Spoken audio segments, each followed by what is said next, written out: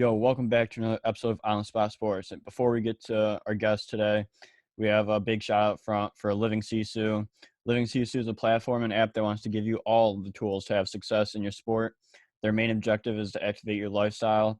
So it's for active people. Enjoy discounts at companies like BioSteel, 30% off, Body Logics, the Goalie Guild. All his books are discounted.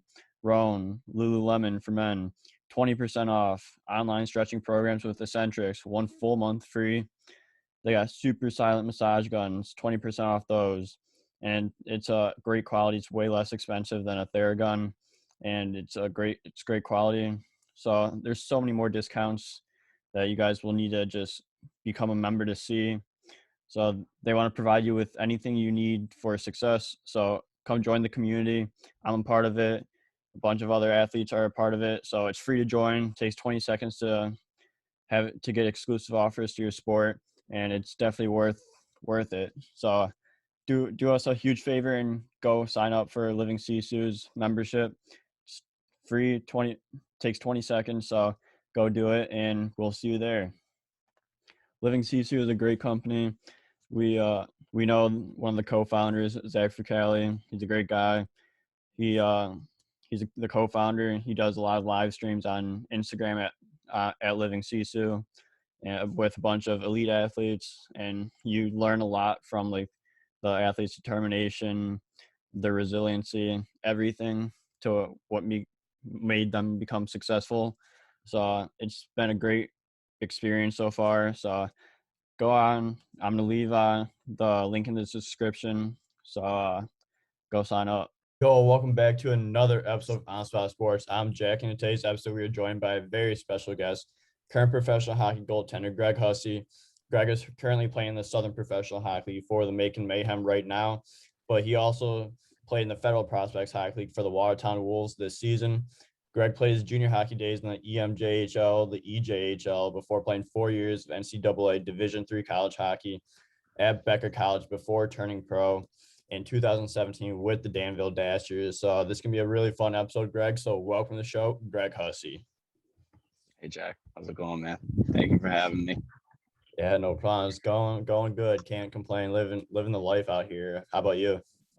Oh, I can't complain. As you can see, I'm not in a traditional hockey area down here in central Georgia. So it's a beautiful 75 only like degrees. 80 degrees up there. No big deal. Yeah, only we had to go to the game the other day, and we were complaining about wearing suit jackets. It was so hot.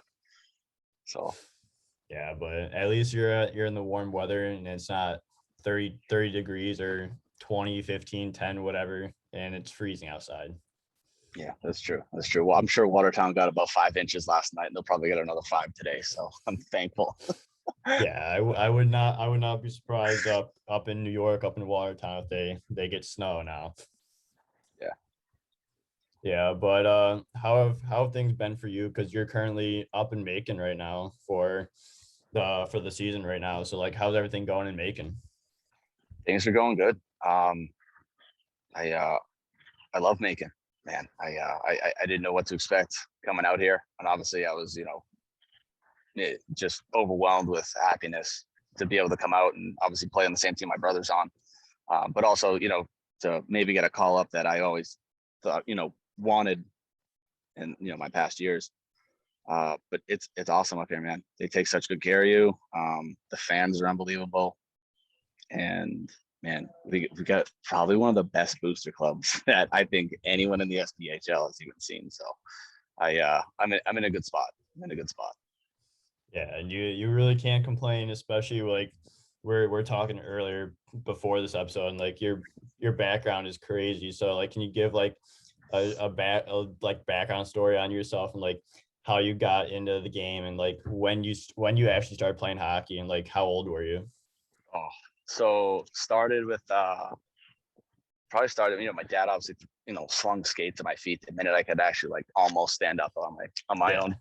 So I think I was like 4 years old or so, and put me on skates, and got out there. Did the learn to skate, and then like an in-house, and I was forward, and I was taking my shifts and going out there, and I could never score a goddamn goal. I just couldn't do it. So you know, my dad still played at the time. So I remember going to see him and I was like, he's got pillows on his legs, like, what am I doing? So I never scored a goal. And then, I think one of the games, the coach was like, all right, who wants to play goalie this week? Raise Hey, your hand. I want to play goalie this week. So yeah, I think my dad definitely started it off for me with the goaltending position for sure. Because that week I played goalie and then I didn't want to give the equipment back. We're still sharing equipment. My first set of like Cooper pads, they were still like all leather. Old school, like very old the school. brown there. leather, old school. Like the worst part about it was you get rips in them and you'd see, they cover them and stuff like that. But like sometimes the stitching would be so wide that like they weren't foam back then. They were just stuffed with like fluff. Yeah. So like nothing was worse. Some of those rinks you go out and like the ice is still freezing. It's still like a lake in your crease. And you go down to like a stretch or something like that, and those you got the holes in them. And next thing you know, like the ice freezes while you're down there, and you go to stand up, and it pulls the fluff out, and you got these little like cotton ball fluff tails all over your crease, and you're trying to scrape them up, and you're just a little kid, you don't know what's going on. So yeah. And like when you just have trouble skating too, like especially when those cotton things are like on the ice. You're like in forward skates. Yeah, that's even worse. And then you step on it and you spread out into the splits and like tore a groin, tore ACL, whatever. Yeah. So actually that was a pretty good memory. I forgot about all that stuff. That's pretty cool. But yeah, so it started there. I think my dad definitely kicked it off for me. And then I was goalie. That was it. I was goalie always. I was always a goalie. Then obviously like I got brothers and stuff like that. And my dad's trying to get them to stay forwards and stuff like that. Oh, Jesus. So I ended up being the only goalie of the family. My sister even plays hockey too. She's a forward too. But yeah, so from there, played some town hockey and then played the Metro League for the St. Moritz Devils. That was a local travel league that right in Boston and South Shore, North Shore area. And from there, started going to high school, and I went to Malden Catholic. And my first year I was there, my varsity coach was Keith Kachuk's brother. Guy was awesome. Guy was a legend. And they ended up changing coaches, changing stuff like that. So, obviously new coaches come in, they bring in their own guys. So I ended up leaving. I wasn't really kind of getting a fair shot, I thought. Ended up leaving, going to, local Medford High School and played over there. And then after that, played juniors out in Bay State Breakers down in the South Shore in the EJ. And then I ended up getting traded up to the Valley Junior Warriors, which was also in the EJ. And played 4 years there. I learned so much, man. That was so much fun. Obviously, juniors is that breakout year where you can actually focus on your craft. Whether you're a defenseman and you're an offensive defenseman or whatever it is. Like as a goalie, I was able to just kind of focus on just that. There's nothing else. I didn't have to worry about school. I worked a job, and that was it. It was fantastic. And that's just hockey in school at that, or hockey and a job at that point. Yeah. And that's also like when you feel it too, and you're like, I want to keep doing this for as long as I can. So I did 4 years there. And at that point I was 21. So I aged out. I was supposed to go to UMass Boston, and Coach Belial there ended up frying me and called me late August and said, hey, I ended up using our in and admissions, so I can't get you in this year. Like, oh God. So I ended up sitting that year out, and I had a coach from Becker College, and his name was Coach Steve Hoare, and he was a coach in Plattsburgh. He won a national title with Plattsburgh. He was coach at West Point. He was a well-known guy, older guy, and this guy, when I tell you, he's been knocking down my door for like the past 2 years, like in juniors. He's been knocking down my door, so he came out for an interview one day, set it all up, and the rest is history. I went there for 4 years. It was awesome. Had a blast, and the ECAC Northeast. We had some great teams. Endicott's out there. I got to play against them. I think the first year into the league, and from there, I knew I just still wanted to play. I just, after 4 years of college and thinking, well, maybe, I'll get out of my system. I wasn't, I sat that year out. So I was a 22-year-old freshman. And, at this point, I'm, 26 years old at the end of 4 years, and I'm still ready to go, still looking to play. So, went to my first, pro tryout or free agent camp up in Mississauga in Toronto. And, man, that was the hottest skate I've ever been a part of, man. Like it was in the middle of summer in Mississauga, and dude, there was just no relief from the heat. Like the ice was like melting. Like you go outside and it's just like beating down on you. It's like thick, humid. It was nuts. Ended up catching the eye of a couple of the coaches, and got called out to Danville's main camp in the SPHL, and I went out there and I made the team, and then everything else kind of came into play. There's a whole new aspect of the world to me, which was anxieties and stuff like that, and that definitely played a role. And I didn't end up playing that year for that team with Coach Harrison. Had a tough time back home, and so I went home. I didn't even play. Went home that year, played some men's league, worked, and try to deal with some of my anxieties and some of my my concerns, my fears.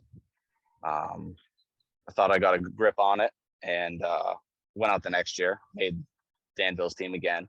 This year under Coach Brent Clark, and I had a good start to the year, and ended up losing a lot of guys that year to the SB and call-ups, and the team kind of took a hit, offensively, and I may have taken a little bit of a hit defensively too, and ended up getting traded. Coach trying to move people. He's trying to put a winning product on the ice. I get it. That's the business. Ended up getting traded. Went up to Watertown, New York, and I think I played a game there, and it wasn't even a full game.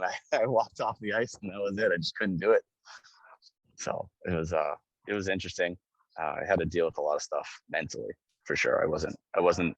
My mental attention wasn't there. I wasn't able to give 100% full attention to the sport, and that's what it deserves. And if you want to play at that level, it demands it. And if you can't give it to it, you'll be exposed. That's just as blatant as I can put it. So, yeah.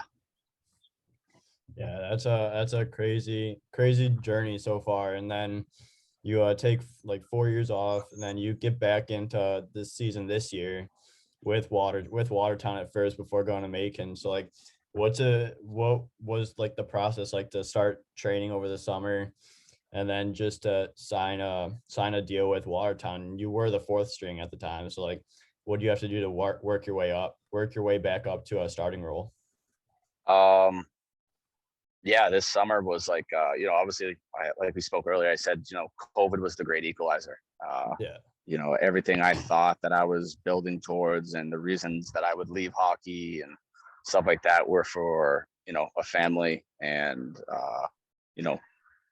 someone that you really care about, that's your partner and stuff like that. And, like we know, going out on the ice every day as goalies, we're not always going to have a good game. Yeah. It's not always going to be a good day, and you don't know, and you got to take it one shot at a time.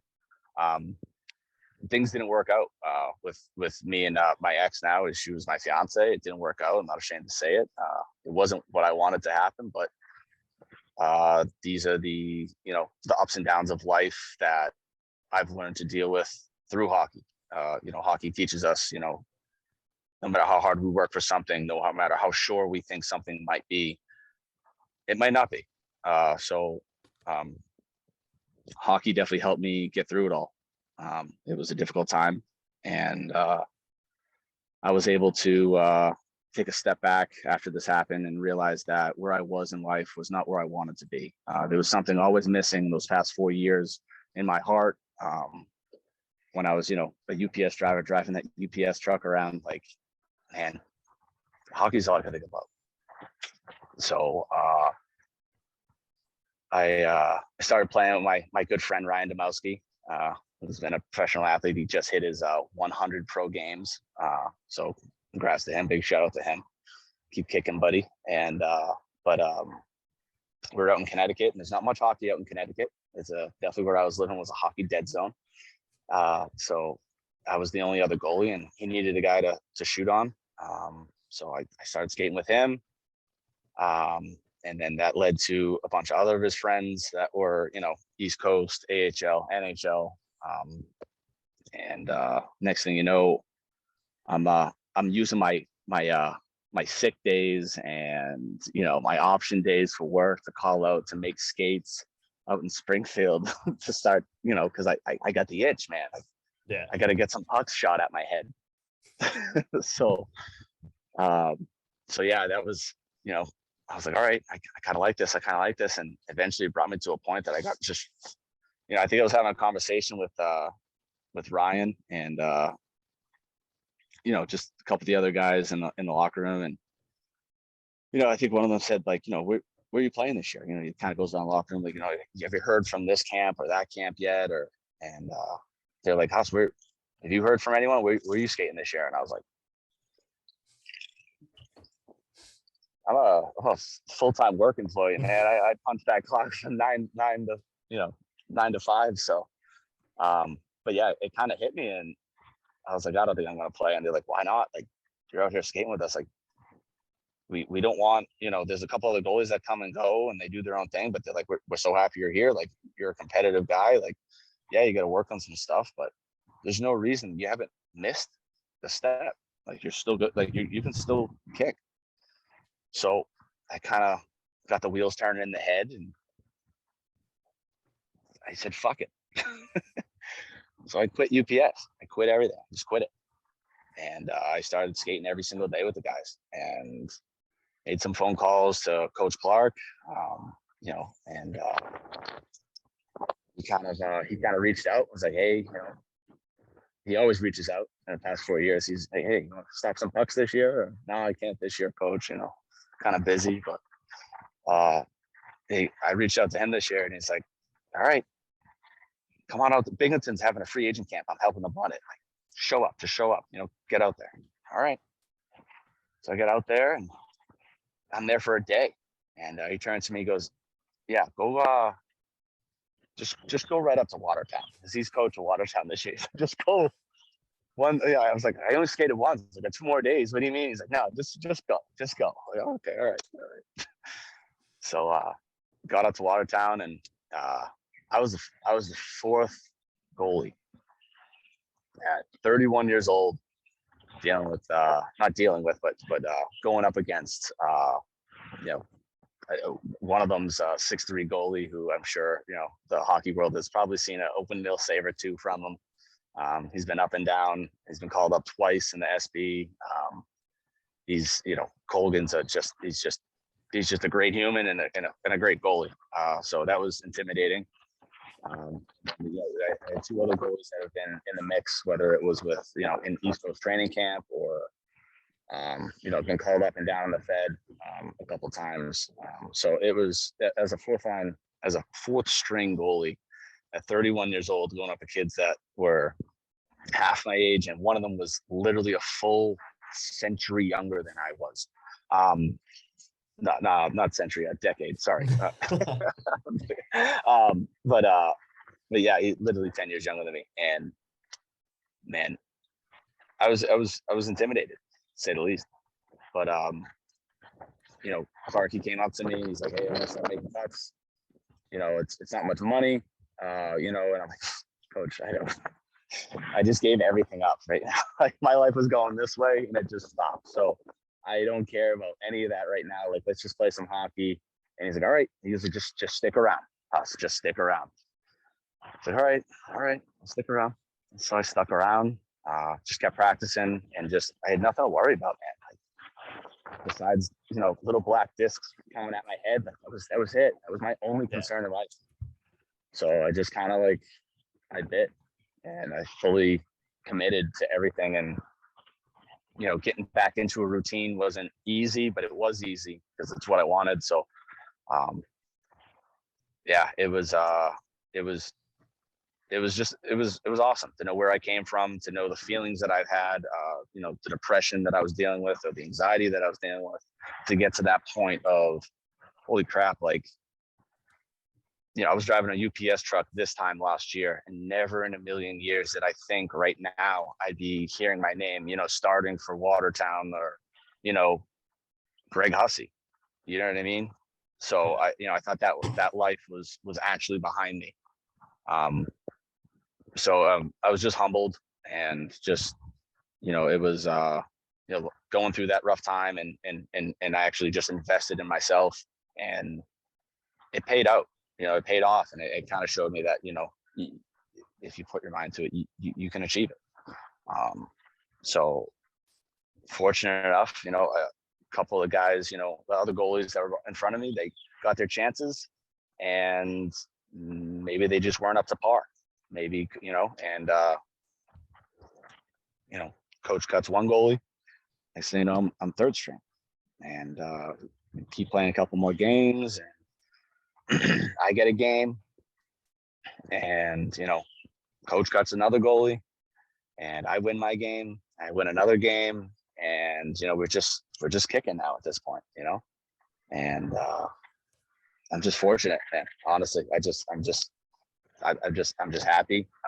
And there's a lot of times I've walked off the ice, and I've out loud said it to myself, I'm exactly where I need to be on this earth right now. And that's an amazing feeling to come to grips with. Yeah, absolutely. And it's crazy to think about too. Like, once you put your mind to something, like you put your mind to playing pro hockey in the summer after skating with all those guys in the AHL, the coast, the NHL, and then you put your mind to it, and look where you are now. You're playing professional hockey, making money for playing the sport that you love, and you just get all these opportunities. You play in 15 games or something like that for Watertown, then you get the call up to Macon, and you played in 7 games so far, and it's just been a crazy wild year, I would think, for you, and just how it all came into one space, and how you're very happy right now with where everything's at. Yeah, to say the least, happiness is definitely the overbearing emotion that I sweat every single day. I am fortunate. Going to Watertown, I was excited to play with my brother, who was signed on the team. And excuse me, pollen's killing me out here. It's falling like crazy. But yeah, he was on Watertown, actually. And before training camp could even start, he got the call up to Macon. And he got out there, first came out. He's not a fighter. He's a smaller guy. He gets to go fight. And, I think it kind of solidified his role up there, that he can do this, and got a couple goals the next game. And so, unfortunately, I didn't get to skate with him. But I got called earlier in the season in Watertown to go to Knoxville. And I said no. I said this year, and to be honest with you, I didn't feel ready for that. I had, at this point, I think I had maybe 7 games in the Fed. And I just wasn't ready. And my roommate was Colgan. It was no better roommate. And him and I had conversations about it, and I know he was itching to get up there, and I thought he was ready. So coach called and asked me. I said, hey, to be honest with you, I don't feel like I'm ready for it yet. I'd like to stay here with you guys. I said, but I would call Colgan. I know he's itching to go. And he went. That kind of gave me a little bit more time to focus on just my routine and being that guy because Colgan was the number one guy and I was number two at that point. So I was like, okay, this is also going to give me time to, really see if I'm ready for this. Let's see what you're made of here. So I did fine. Maybe secretly I was holding out for a call up to go play with my brother. Maybe him and I have had conversations about this, behind the scenes, on the phone. Yeah.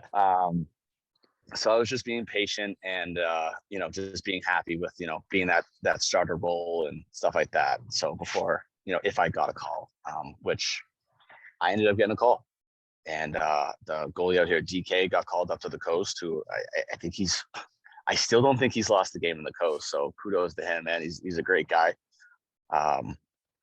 Yeah, man, I got to tell you, like, being able to come out here, that feeling, first off, getting a call up, I'm sure anybody will tell you, whether it's a goalie forward, it doesn't matter. Being able to be recognized for the hard work that you've been doing or the focus that you have, it's for an athlete, it's empowering for sure. So sorry. Yeah, I'm just honestly just thrilled. Like you said, the power of positive thinking and stuff like that. You don't know what you're capable of until you actually invest yourself and fully invest yourself. So getting to come out here has been almost a dream come true. Yeah, absolutely. And like you said, like you weren't ready for that first call up, and so you didn't go. And then like you focus on development at that point, like just being like getting your routines better, like you even said, like you just want to take that next just 4 years away create a from routine, not having one. It was crazy. Create a routine, like make sure that like you're ready for that next step.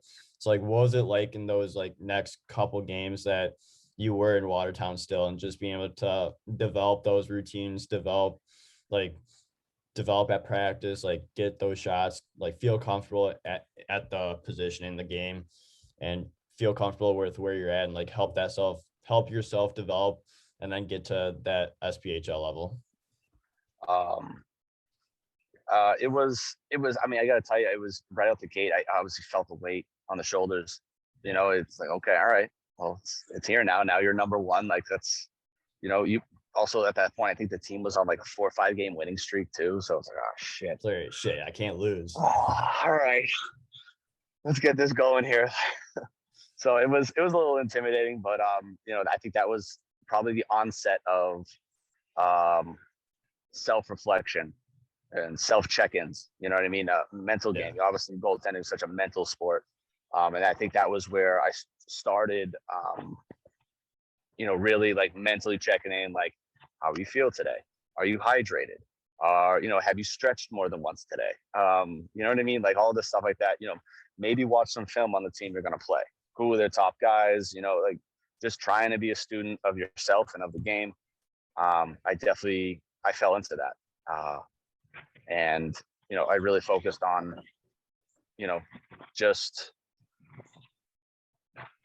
being calm, honestly. Like just being calm. Like you and I were talking earlier, like you get called up, you got called up to Binghamton, and those first couple of practices, I'm sure you're just dealing with, I know you are, because I dealt with it too, and you're dealing with those emotions of oh crap, I'm here, let's go. You're all amped up, and a lot of goaltending position is I think the one saying my goalie coach always used to say was slow is smooth and smooth is fast. Yeah. So you know what I mean? So being able to be slow and smooth, you need to calm down and collect your breath and lower your heart rate. And so that's when I really started to focus on that stuff, because I realized that, I think there was a game earlier on that I went in like that, and everything was jacked up, and I think I was playing on emotion instead of on skill and training. You're just you know where to be, when to be, and you feel the game, you feel one puck at a time. So I definitely spent a lot of time focusing on that. Building a routine, and then also my meta awareness, which is the awareness of one's own thoughts in your own mind, being able to realize when you are stressed out, and whether you're stressed out right before you're walking out of that locker room to walk out to hear your name be announced in the arena, or whether you just got you just let up 2 goals on on 2 power plays, the team's down, you're in hostile territory, the crowd's pumping, and you feel that you have to have that meta awareness as a goaltender to realize, hey, okay, I'm in my head. All right, I'm going to tap a post. I'm going to go for a skate to the boards. And in that process, I'm going to take my 3-4 deep breaths. I'm going to collect myself. I'm going to lower my heart rate, and I'm going to refocus. So that was mainly what I was trying to do right there. And I think that made a huge difference, honestly. That was the X factor for me at that point in time, was being able to control my emotions. And you control the mind, you control the body. So as a goaltender, we are acrobatic as hell, and we need to control that body in every which way. So it definitely helped. It definitely helped. Yeah, and goaltending is such an emotional position that you have to have everything in check, because once something goes wrong and you get all like antsy about it and all that, like that's when you overcommit to shots and leave like half the, or like you don't square to the puck or anything like that, and you just keep getting lit up after that. But like once you control, like have that like control with your body and your emotions, like that's when everything like the game becomes a lot more slower that way, because like then you're just focusing on the next shot, the next opportunity that's coming your way, the next play, and you're just able to just like focus in and just go with the punches and just make saves after save, and give yourself and the team the best chance to win. Yeah, I think earlier in the year, it was either before, I think it was before I got called up. I think it was Garrett Sparks got the call up, and he got that big win up in I think it was at home for LA. Yeah. And they interviewed him afterwards, and you could see watching the interview, you could see the emotion. Just he's just trying to control it, because I know and I feel, maybe not the exact battle that he went through, but I feel what he was going through because of this statement that he said. And that statement was, goaltending is an anxious position. Yeah. And it can be. It really can be. And, when it's hostile, and when you have things outside of the arena that are beating on that door trying to come into the arena, you can't be that goalie that everyone knows you can be. So I felt that, and that really resonated with me when he said that in that interview. And it allowed me to just perceive how I was dealing with myself during games, before games, in a different manner, and understanding that it was coming from a guy that has literally played NHL games, has a slew of AHL games under his belt, and is also, at the time, he was killing it in the Coast. Like, you know what I mean? To see guys of that caliber at that level, which at this point now where I'm at is one step away, almost one step away from being, where he was. It hits home a lot more, and it makes you feel a little bit more like you're not on your own island, and you're not the only person dealing with this stuff, and that you can do it as long as you just keep pushing.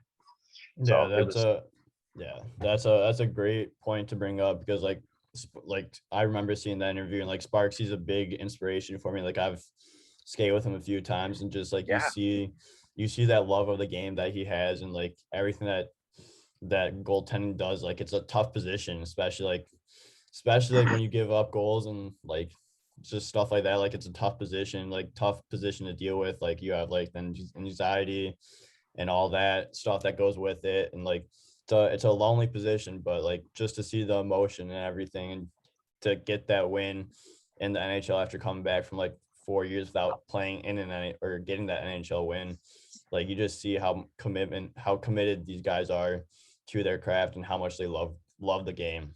The love is real, man. The love is real.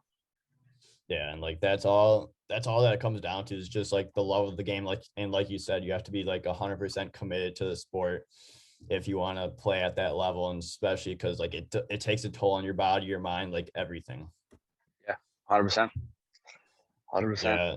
Yeah, absolutely. So then you get that call to the SPHL with the Macon Mayhems. Like, what's it like playing with your younger brother? Man, that is it's unreal. It really is. I flew out, and him and my defenseman Taylor Cutting, they picked me up, and we're just pumped, man. Like, you know what I mean? Like, I get to hug my brother. I'm in fuck coming from New England. I'm in absolute, Oz out here. This is a complete different world. You know what I mean? Like, it's 7 degrees out here. There's no snow. There's no snow. I'm reading, we're out here reading to kids in schools, and they're like, "Where are you from?" I'm like, "New England." They're like, "How'd you stop playing hockey?" I'm like, "On ponds." They're like, they just don't understand. Like, well, the Yeah. pond was frozen. They're like, "Oh, all right." Like, You're skating on the uh, water? yeah. They're like, "What do you mean? Like, you Jesus?"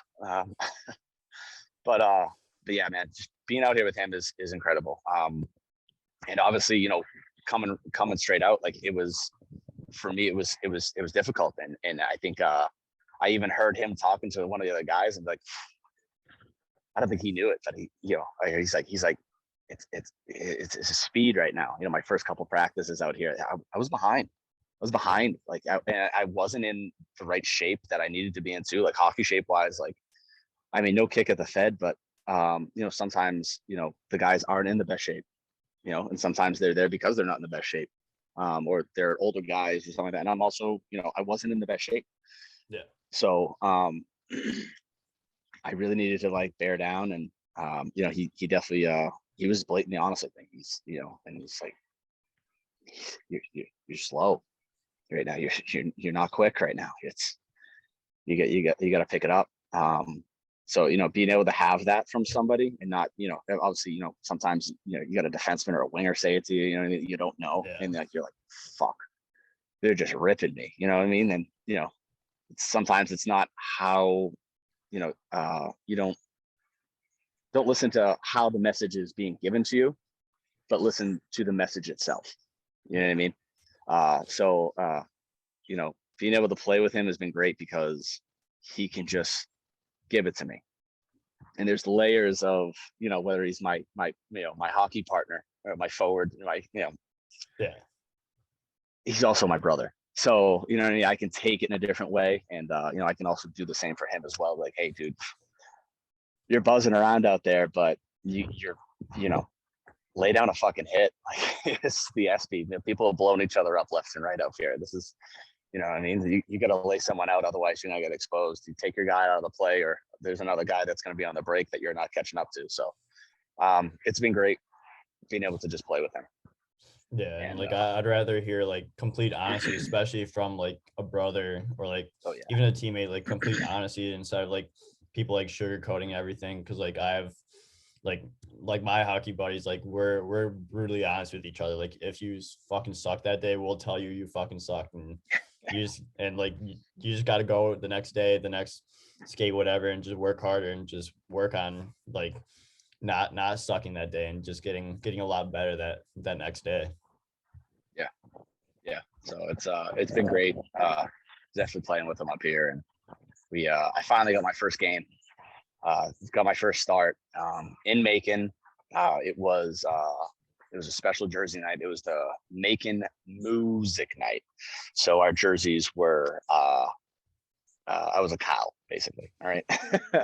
And you got And the I black pads to go with it. Oh yeah, I'm all blacked out this year, dude. That was I did know this year. I was like, if I'm gonna do it, I'm gonna make sure that like I'm not doing white. I'm sick of white pads. That's it. All the other goalies out there, the white pads look great, but you know what? You start going in the post, you get red heel or orange heel, or the side. You know what I mean? The side of the stick rubs off or on the pad, and like I was just sick of it. I've I was read just everywhere right here from the man, yeah, because post. you're going to that post, like you're coming down to that post. Yeah, so I was sick of it. So like I'm done cleaning fucking pads in between practices, games, and being stressed out. It's just one thing I just don't want to care about. And I may have had a little jingle in my pocket from working all those hours at UPS. So I was like, you know what, fucking deserve a new set of pads. Got a new set of pads and gloves and everything. Everything was matching, and it worked out. My helmet was black too, cages black. Everything looked great. So, but yeah, with that cow jersey, I ended up buying that jersey afterwards too. and keeping it because it was my first win in the SPHL, and I got to do it with my brother at home. And man, that was just something I'll remember to the day I die. Yeah, what was it like getting that first SPHL win? Like the emotions that you must have had, and just like everything that you worked for, and then you go to the Fed, you get the call up to the SB, and then get that first pro SB win. It was emotional to say the least. Just completely overwhelmed. But I'm proud of the way I was able to, even though, the amount of call-ups with the call-up and everything that has gone on in the past, and just maybe even getting to the Fed and winning games there and being productive, and then getting the call to the SB, all of that leading up to that game. I just kept telling myself, you are exactly where you need to be in this world, and you're here for a reason, and you deserve it. So, there's nothing else in this world that I need to focus on besides going out there and giving my team the opportunity to get a fucking win, to get a W, to get some points on a team that's a losing team this year, that's a rebuilding team this year, that's a very young team this year. That's all I can do is go out and give my absolute best and stick to the game plan. And, I was calm. They got a couple goals on me earlier on in the game, and I tell the guys all the time, hey, a lot of hockey left. A lot of hockey left. They got a goal. There's a lot of hockey left. Anything can happen. Like, we can't get down on ourselves. Like, just keep going. And that was definitely the motto for that game. Was all the guys were pretty much on the same page. Like, hey, it's just a couple goals. We're playing well. Let's keep going. Let's keep going. It was against Knoxville too, and they were, I think, number 2 at the time. And I was naturally intimidated by that, but it's a long game. You don't know which way it's gonna go. Yeah. Stay focused. And hell, man, it was a great hockey game. At the end of the day, it was a great hockey game. We ended up tying it up. We were going back and forth. They were up, we were up, they were up, we were up. We ended up tying it 3-3, and goes into OT. And I got one of their guys. I can't remember his name, but he's got a rocket of a shot, and he's got hands like I haven't seen yet. So I think he got a real low chance on a 3-on-3 in OT, and he came down low, and I'm on my post, holding, and he snaps back up over the crease, and I go down and I push slow, and he keeps moving, push. Keeps moving. He's got the patience of a fucking goal scorer. This guy's an assassin with the puck. Keep pushing, slow, wait, patient. And like the last minute, he tries to go top shelf, and I just got enough on it. Puck goes up behind the net. Team buzzes back around. They make it. They make a couple plays. They lose in the neutral zone. They regain it, and we go down. It's a rush, and Kyle Soper comes down the wing and pulls the goalie out of the net, sauces it back over his leg, and my buddy Nigel Slade comes in with the OT winner, slams it home. Dude, let's fucking go. Let's go. The place went crazy. My brother's on the ice. We're jumping up and down. Like, this is the number 2 team in the league. We really didn't have too much business beating up on them like that. Like, and fuck, first man. SPHL win. First SPHL win, and it was my brother and I, like, man, I'm trying to hold back tears now. Like, we're in the center ice. I'm just holding them, telling them I love them. And, they got the center ice. They got the light on us in the center ice. We finished tapping our sticks, and we're heading off. And dude, we're just hearing Hussey chants in the stands, man. And I'm like, let's fucking go.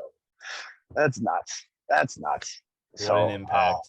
It's just, what a ride, man. Like, I never in a million years would have thought I'd been here. I'm just so humbled, and I couldn't ask for anything else in life right now. Yeah, so that's unreal. And you're 2-1 in the SPHL right now, and 7 games played in. That second win was also pretty huge with your family being there as well, and seeing like you and your brother play, and you get the second and third star of the game like we talked about earlier. So like, what was that game like, and just seeing your family there, and just seeing your dad after the game? Oh man, that was to be honest with you, it's because it was just this weekend, so it's still sitting with me, and I'm still breaking it down, man. Like it was a very emotional win. Again, just I'm able to stay focused, and I'm proud of that on the ice. I had 9 family members in the stands. Brendan and I both had 9 family members in the stands. Our brother, our sister, our dad, my uncle, my cousin, all of my brothers, their significant others. And just to be able to get that win, and he scored a goal, man, like there's not much more in life that like I could honestly ask for. Seriously, like right now, like it was just, I just had a loss of words, honestly. It was just incredible. My dad was emotional. My brother was emotional. Everybody was just, my family was there for me too during my tough times too. So, they know what I was going through every step of the way. And they knew what I was going to do. My mother was literally beside herself when I told her I was leaving UPS or that I quit. She was like, that was your job. That was, she was very structural. She wanted me to have good structure and, be successful and have, not have to worry about bills or anything like that. So I get where she's coming from, but like when I tell you in my heart, like this is something that I needed to do and just get back into it because this is something I want to be a part of for the rest of my life. And I got away from it, and I feel like this is the best way for me to start back up. And to have everyone there was everything I could have asked for. Yeah, so that's awesome. Like the stars like align somehow, and like they're right where where you want it to be, and they keep lining up. They keep doing it for me, and I'm not even doing anything. I'm just taking it one day at a time, one shot at a time, one save at a time, and like it's just, I'm just trying to stay focused. That's it. So Go ahead. Would you say like that's like one of your best, one of like your favorite pro moments so far in the pro hockey world? Is hands down. With everything with your family, your dad, and just playing with your brother and getting that first SPHL win and everything like that. Yeah. That the past couple of months out here, I've only been out here for like 2.5 months, but they've been a special couple of months, and they showed me a lot of who I am. And maybe I lost that along the way, and I think people can lose that along the way. So it's nice that I'm able to recapture a little piece of myself in this way. So I wouldn't have it any other way. Yeah, that's unreal. And like just everything that's been through, like that support system's huge as well, because like your family knows what you've been through, and like they're just there, like they were there at your second SPHL win, and like supporting you throughout your pro career so far. And it's just like, how important is that support system, just having that family there and just knowing what they do means a lot to you and everything like that. It's everything. And I'm sure, there's a lot of guys that talk about it all the time, and I'm sure you hear it all the time. It's you're just so thankful for family, whether it's now or whether it was for me 28 years ago. And, when I was 4 years old and just learning how to skate, I've been playing for 28 years, and every step of the way, it was my dad driving me or my mother driving me when I couldn't, or, it's, my brothers and sisters, my 2 brothers, my 2 younger brothers and my younger sister, I'm dragging them to a hockey rink or something like that. Like it's that support, whether they know it or not. And, in life, nothing's changed, whether it was about hockey or not about hockey. Nothing has ever changed with their support. And I am so grateful. Yeah, that's unreal. And like, you'll never forget those memories, and they'll be with you forever. Yeah, they will, for sure. Yeah, absolutely. So like throughout like your pro career so far, like what have been some of like the biggest things you've learned throughout playing especially this last year, but especially like when you first got in the league in Danville and Watertown? So like I've touched on already, your first couple of years are, man, like Sparksy said, like it's an anxious position. It's an anxious position. There's usually only 2 spots. And, if you don't produce, or you're letting up goals left and right, or it can be tough. So, dealing with those anxieties is crucial to your success. And a lot of it is maturity. And I know a lot of guys talk about, what it takes to be in a pro, and, how to be the best pro that you can be, because that's going to help you on and off the ice. But I think what a lot of times what they're just talking about is maturity, because if you look up my, hockey DB, or, my elite prospects or anything like that, like, you can see professionally, I don't even think I have over 30 games. So I don't think I think a lot of it is just maturity, and how you can deal with yourself and how you carry yourself. I've had a lot of coaches say that, say that, you're a veteran guy, right? Oh, no, I'm not a vet. No, I'm not a vet. I'm just old. All right. So I think first off, like that, being able to like know how to check in with yourself and know your strengths and your weaknesses is major. And then also learning how to cope with those anxieties, because they're not going away, right? They're always going to be there. So to what level you allow them to run rampant within your mind or within your body is up to you. But being self-aware is definitely something this year that I think has really made the difference. So I probably have to say, honestly, less on stretching and clock watching or anything like that, because you got here, or I got here, doing everything that I already know. You know what I mean? Whether it's stopping pucks, or reverse VH, or VH in this position, or whatever it might be. You know what I mean? I think there's a different level to it on the mental side that I've definitely indulged in. I even saw that you had the guy from the Monkey Mind podcast on a couple days ago, and he actually was out here originally in Macon, and one of the boosters out here is she's incredible, and she has a family of 5, and she dealt with some of the same things that he dealt. She helped him along the way when he was out here.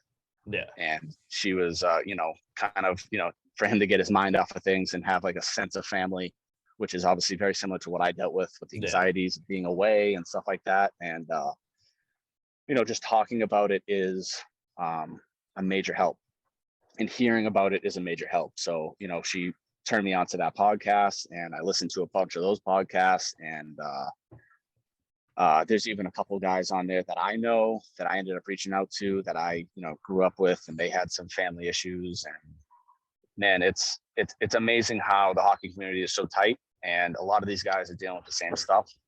And as I can tell you, as vicious and as hostile it can be on the ice with a lot of these people, whether I'm playing against these guys in the Fed or the SB or the East Coast or whoever, when you're in game mode, you're in game mode. But a lot of these guys are dealing with some of the same things that you're dealing with every single day, whether it's being anxious of playing in an away arena where they want nothing but to see you bleed, or to get your absolute ass kicked.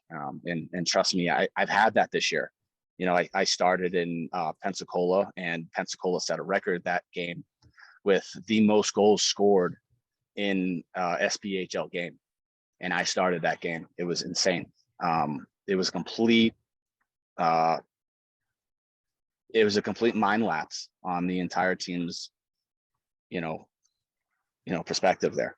We didn't come out to play. We weren't ready. And these are professional guys that if you're not ready to play, man, you're going to get exposed. Like I said, I think I let up 4 in the first. I got yanked. I put Stilly in. Stilly let up 2 more. And then he let up, I think 4 or 5 more in the second. Coach turned to me. This has never happened to me before in a hockey game in my life. And as he's coming off the end of the second, goes, "Grab your fucking shit, Huss. You're going in for the third." All right, I'm ready to go. Let's go. They scored 2 more on me. I put them at 13. We scored a couple more to come back, but fuck, man, if that wasn't a learning experience, after all this positivity that I did have this year, behind the scenes and away from that, there's that. And then, that was a major hit. And, I got to tell you, if I didn't think after that happened, I wasn't in my own head thinking like, do I belong here? Like, am I ready for this? Like, I just got completely ripped apart.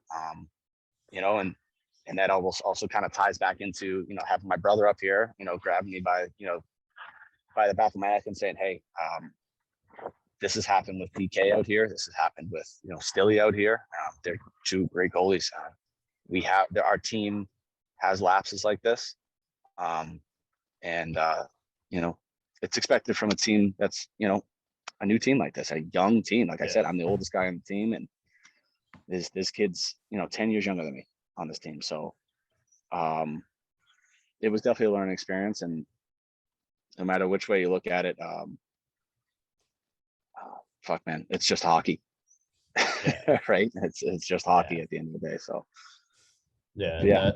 that's a great learning experience to have, because like throughout like all this positivity, like there's gonna be negative spots where it's gonna shit's gonna happen. Like team gives up 13, you give up like 6, 7, 8, whatever it was, and just like you have to like learn from those experiences and just learn how to fix that so that doesn't happen. Just like stay focused, because like when it does become a shit show like that, like that's when your mind goes bananas, and it's just like you're thinking about every which way, like overcommitting to shots, not setting, just stuff like that, and like you're in the middle of no man's land at that time. So you just got to learn from that and just move on after that game.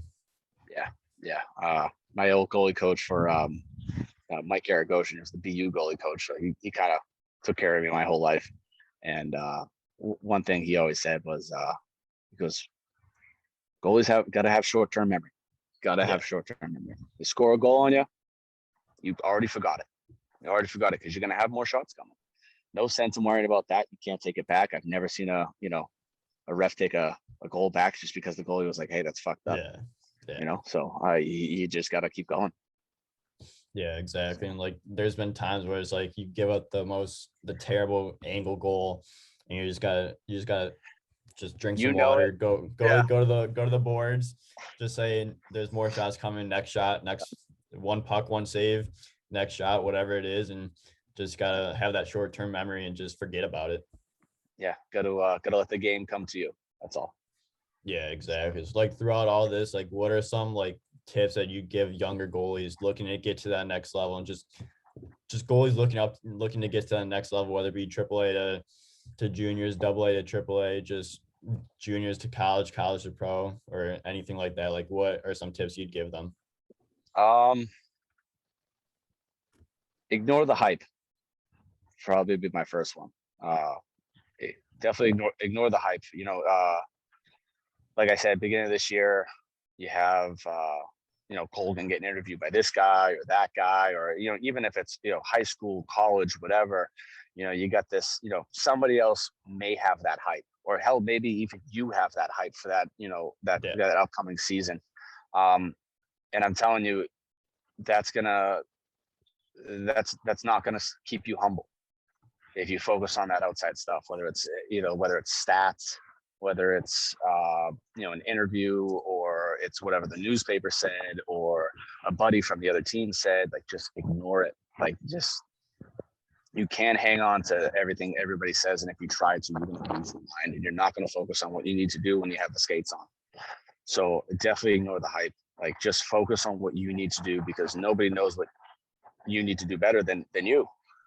So why focus on anybody else? And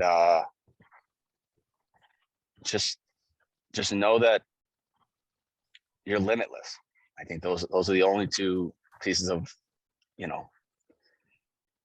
positive pieces of suggestion I can give to the boys is just don't ever second guess yourself. Like, you know what you're capable of, and you're doing that for a reason. So don't lose track, or don't get lost in all the hype and all the bullshit, and just keep your headphones on for a game, zone in, you know what you need to do. And when you're out there, focus on your movement. And when you're off the ice, focus on how you feel off the ice. So what can you do off the ice to help yourself feel better when you go to step back on the ice?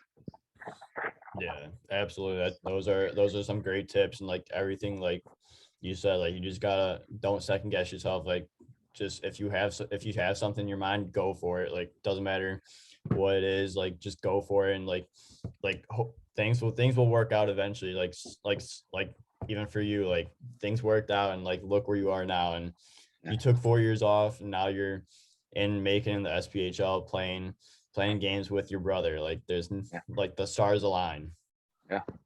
Yeah. I'm right now is coming towards the end of the season, and I don't know if I would like to go back to Watertown and finish what I started over there. I'm sure their season here is done on April 10th, their last game. I don't think we're going to be making playoffs. But obviously, I think everything I'm working for now is to make an impact here. I hope I get an invite back. That would be great, because at this point now I have no injuries. Knock on wood. Yeah, knock on wood. I have no injuries. I'm healthy, and I still have that fire burning. So I would like to continue to play. I'd like to, now instead of getting 2 months of summer or a month and a half of summer training to go into a camp, and then in camp you're just trying to tread water, and then you get into the season, and you're trying to get into hockey mode or get into hockey shape, because I just don't have it. I'd like to see what else am I capable of with a full season under my belt, and then going into the summer knowing like, okay, let's get a mindset going that I'm gonna go and I'm gonna fucking play again. Maybe I can get get called up to an East Coast camp. That would be a goal of mine to do right now, is try to get if I can get an invite to an East Coast camp, and see if I can possibly battle for a spot in the SB again next year. Who knows? So yeah, it's going to be interesting. It's going to be an interesting summer. So you just got to keep kicking it. Just keep grinding, keep kicking it. That's all you can do. That's it. That's all you can do.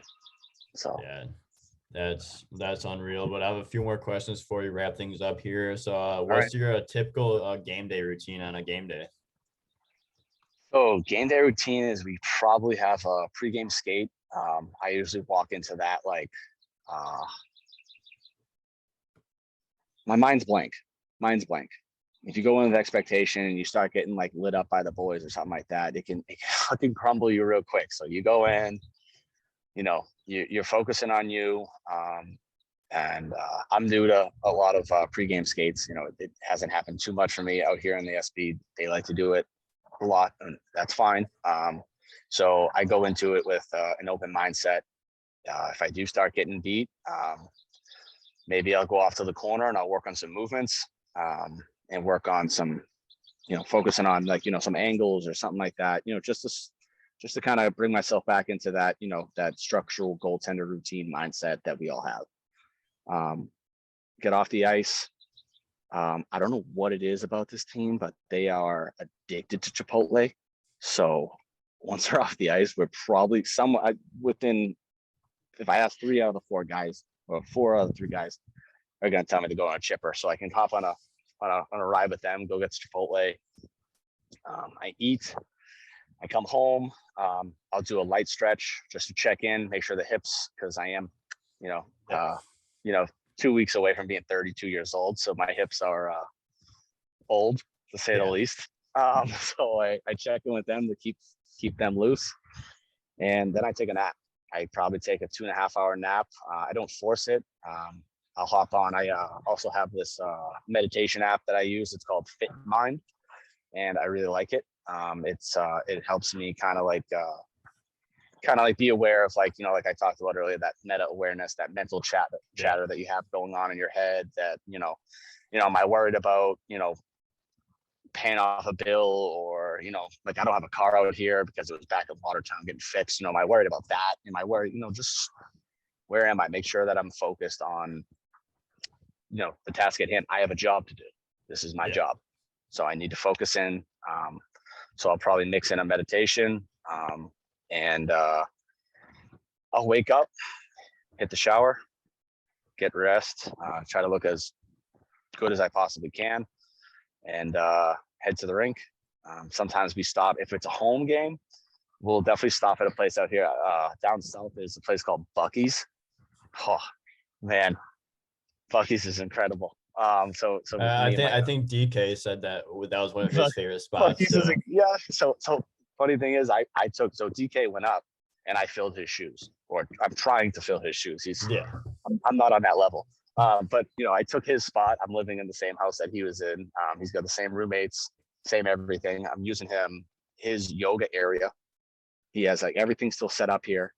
He's got lacrosse balls, so I can get all those tight spots in my my psoas or whatever. My IT bands are all messed up. So I'm using the same exact stuff that he's been using. So I think it's funny that he said the Buc-ee's thing, because it wasn't my routine. It was kind of like, hey, I don't have a car out here, so the boys are stopping at Buc-ee's, so I might as well go for a Buc-ee's stop. So yeah, we usually hit Buc-ee's up. I'll grab like a smart water or something like that, because I'm smart, and then I'll head down to the rink, and that's it. Headphones are in, and I usually hop on the bike, get the legs moving.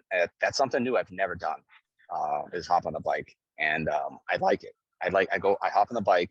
I do a full jog on each level of the arena, and then I go in for a dynamic stretch, a real deep dynamic stretch, really get the hips to open up. Get my, I'm trying to get like my SI joints and all that stuff like that in the hips to open up, and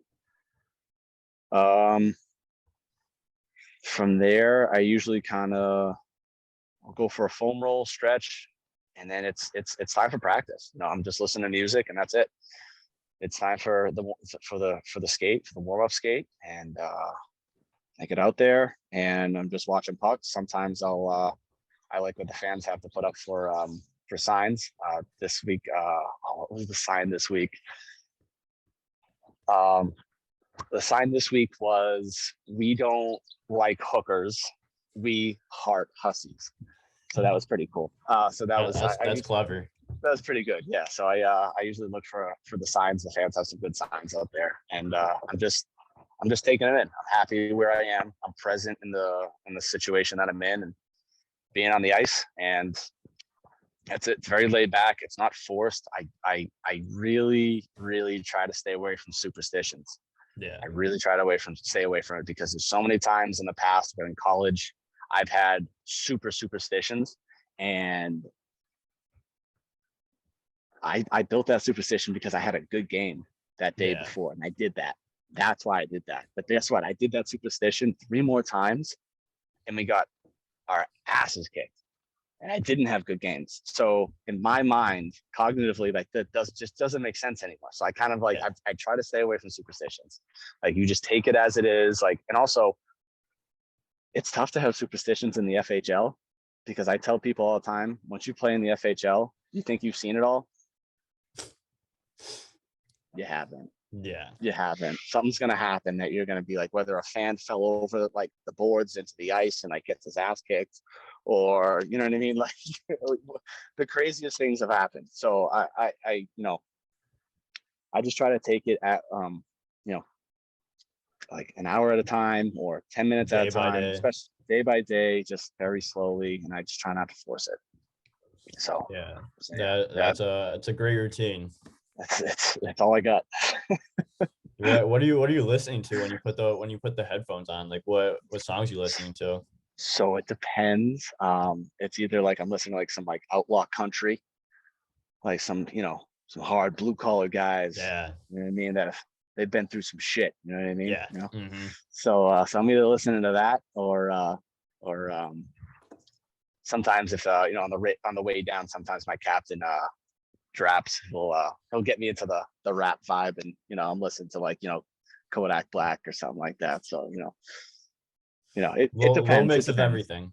Definitely a mix of everything. Yeah, I listen to absolutely everything. So Yeah, yeah. that's what I usually do too. Like I'll throw on whatever, like I'll throw on some country, I'll throw on pop, I'll throw in rap, like whatever I'm feeling for the day is what I'm gonna go with. Yeah, yeah. You don't, like I said, don't force it. Whatever's getting the blood pumping for you, and you get a little jump to your step, like that's what you need right then. Oh yeah, absolutely. And then my final question is, what's been your favorite rink to play at so far in Oh, the this is a SP good. This is or a in the good one. Fed? This is a good so I gotta come out and say, I think my favorite rink so far in the Fed. Obviously, I'm sure everybody has to say, Binghamton. The Binghamton's sick rinks barn. fucking awesome, man. That's awesome. I think you had what's his name? I played against him a couple times from Binghamton. He got called up to a million. Joe Shepard. Shepherd, that's Yeah. it. So I played against him a couple times in there. He's even asked me to go with him in between TV timeouts a couple times in the second. I'm in my zone, so I'm not really. I'm like, I'm fucking 31. I really shouldn't be fighting. So I was like, nah, I'm I'm not gonna go. I'm not gonna go. And I think He's itching for a fight. he was itching for a fight too. And I think at that time, I think Cohen was on the bench at that game too. He goes, "The fuck did he say to you?" I go, I don't know. I think he was just asking if I wanted to go. It is the second period, something like that. And he goes, "He's not going to be in net in the third period." And I was like, "Oh, Jesus, Cohen." I think you've had him on, so Yeah, he's coming on soon. Yeah, yeah, we he's already recorded his episode. His episode's gonna oh, be up okay. soon. Yeah, so I think that's how Cohen is. Once everyone hears him, he's a good buddy of mine. He's he's as a goalie partner, he's my best. He's the best cheerleader as a goalie partner. So yeah, he's gonna say whatever just to get him the fuck off my brain. But no, Shepard's a good goalie though. I played against him a bunch of times. Nothing bad to say about the guy. What was this question again? I got sidetracked. And then your favorite bar in the SB. So favorite bar in the SB so far. I haven't played in all of them. Man, I gotta tell you, it's between Fayetteville. They have the Crown Coliseum, and that's a man's barn right there. That's a nice one. And then it's between them and Pensacola. I don't want to say Pensacola just because they gave me that ass whooping out there, and like I said, that ass whooping was in front of it's got to be shy of 6,000 fans, man. The place was buzzing. They do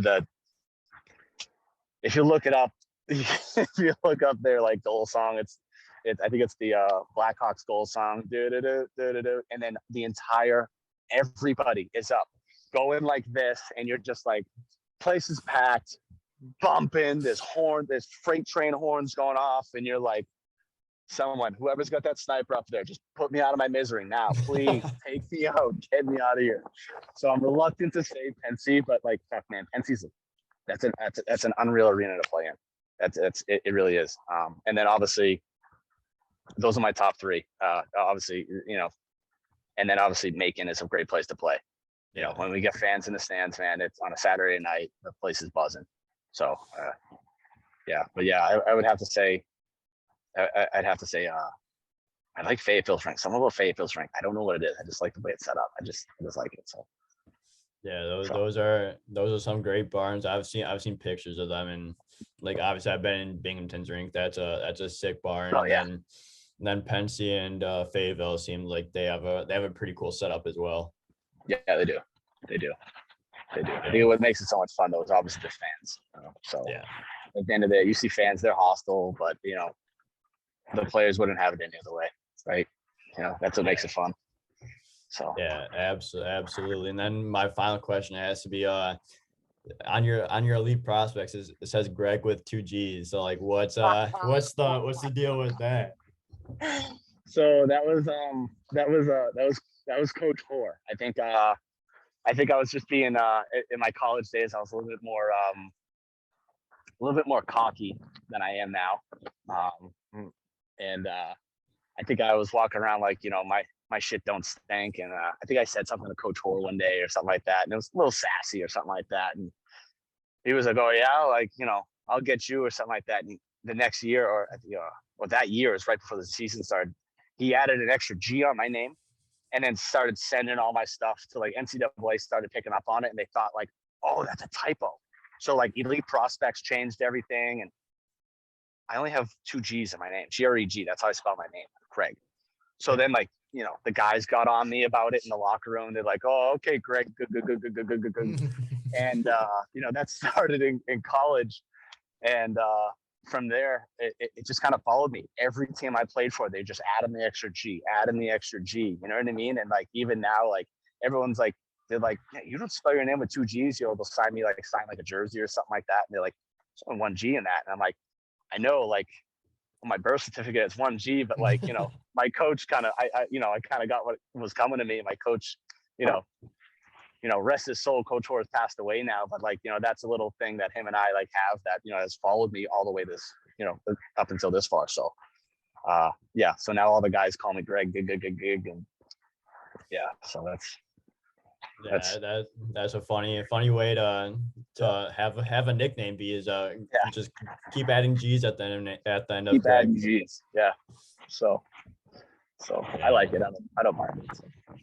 Yeah, that's funny though. But Greg, this has been a lot of fun. I want to say thank you so much for coming on the show. I appreciate your time, and I look forward to following your career the rest of the way. And good luck the rest of the way in Macon or Watertown, wherever you end up.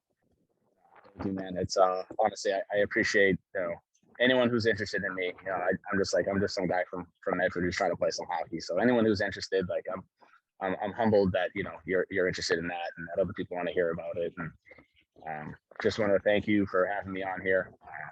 This is my first podcast, so you definitely got one. Let's go. So, but yeah, so I wanted to thank you, and you know, you want to call me back anytime. Yeah, sounds good. I appreciate all the good words, and I'm glad to be that for the first podcast that you do. Yeah, definitely special. I'll hold it close to my heart for sure, buddy. Oh yeah, let's go.